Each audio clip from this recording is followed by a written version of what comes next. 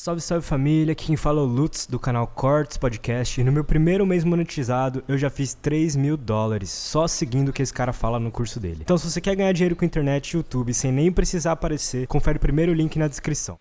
Bom, mas falando sobre metas, até divulguei as minhas aqui, agora deixei você quer públicas. As metas reais. Observem o seguinte, eu não coloquei nenhuma meta para 12 meses, que é um absurdo. Vou fazer 20 barras. Poxa, eu fechei ano passado fazendo 18. 90 flexões, eu fechei fazendo 72. 5 turmas dos cursos, dá para lançar. Faturamento mais alto, eu tenho as maneiras de atingir esse número.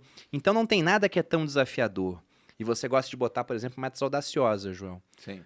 Eu gosto também, mas não para períodos tão curtos de um ano. Eu tenho a minha meta de 10 anos, por exemplo. Né? Tornando público aqui, posso tornar público? Que medo. Se tudo der certo, dentro dos próximos 10 anos, eu sou bilionário malvadão.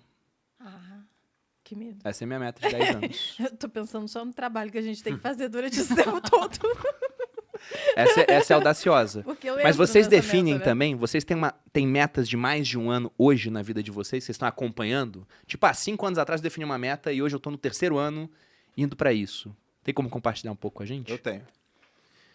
Eu tenho uma meta de 4 anos. E por que 4 anos? Porque é um ciclo olímpico, então eu coloco essa premissa das Olimpíadas e tal, né?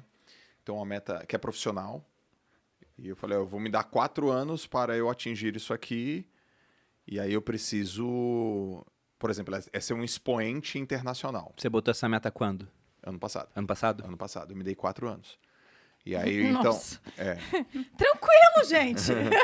4 anos. Pô, então uma coisa, é uma questão internacional, o inglês tem que estar fluente, mano. Não vai acontecer da noite pro dia. Exatamente. Fluente, cara. Fluente. Eu tenho que falar da mesma forma e confiança que eu falo a língua portuguesa.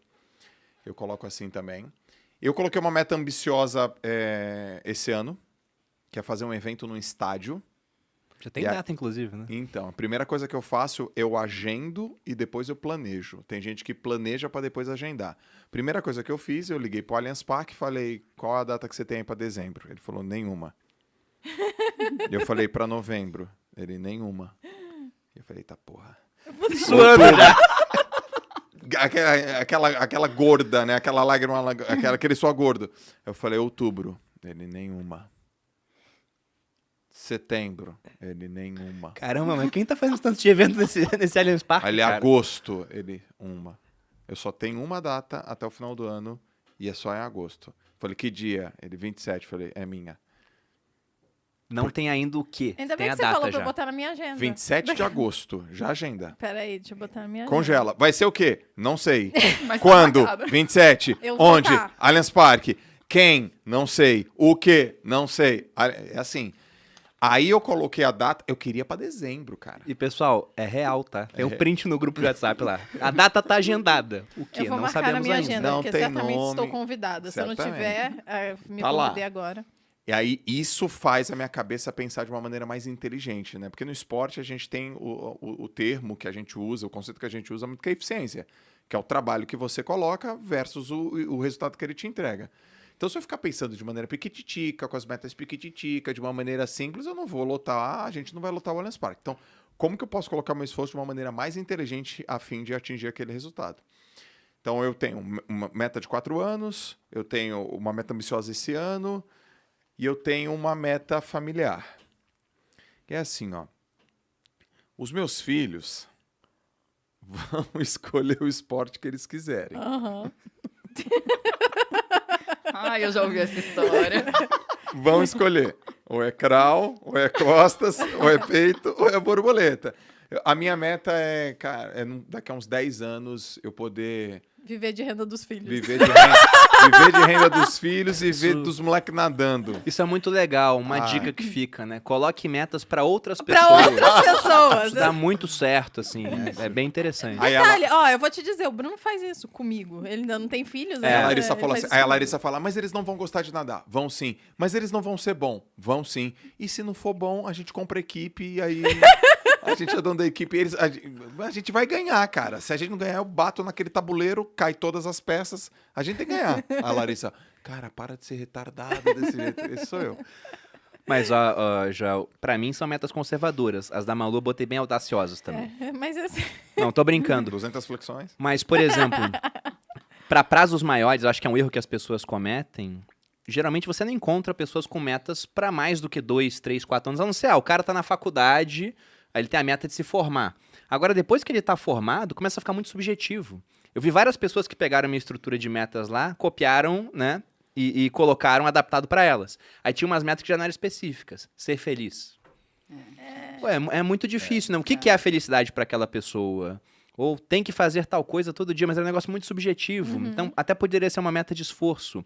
Mas aí eu penso, quantas dessas pessoas têm por isso que planejamentos assim sexo, para prazos nesse caso, maiores? dá certo, né? Daria para colocar. Sim. Ajuda na felicidade. Mas para prazos maiores, acho que as pessoas não fazem metas. Então, até o Tony Robbins, ele fala isso. Ele diz que nós superestimamos esses períodos muito curtos, enchemos de metas Sim. e subestimamos o longo prazo. Não colocamos nada ali. E lá atrás, eu só tô sentado aqui porque quando eu tinha 20 anos eu coloquei uma meta que na época era extremamente audaciosa. Eu falei, com 30, eu quero ter R$1 milhão investido. Depois eu descobri que era inflação, eu vi, não dá pra falar que é 1 milhão.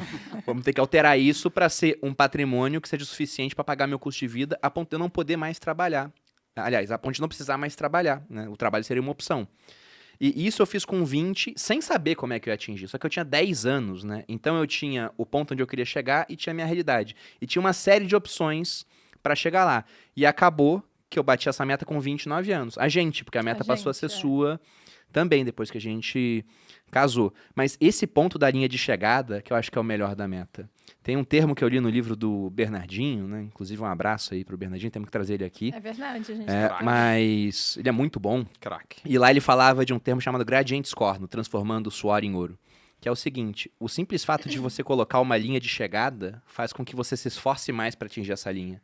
É que nem quando você corre uma maratona, Debs, o pessoal faz um ritmo durante os 42 quilômetros, mas no 195 o cara acelera, né?